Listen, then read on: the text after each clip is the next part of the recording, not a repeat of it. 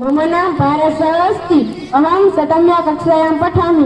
अद्य अहं गणतन्त्रदिवसविषये वदितुमिच्छामि। कृपया मम शृणोतु। गणतन्त्रदिवसः भारतस्य प्रमुखः राष्ट्रियपर्वः अस्ति।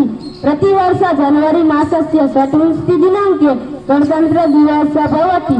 अस्माकं देशे 1950तमस्य वर्षस्य जनवरी मासस्य 28 दिनाङ्के स्वकीयं संविधानं कार्यान्वितम्। अस्मिन् दिने अस्माकं देशे गणराज्य राष्ट्रविने घोषितः अभवत्। प्रातः काले ध्वजपूजाया कार्यक्रमाः भवन्ति। जन गण मन इति राष्ट्रगीतं गायते।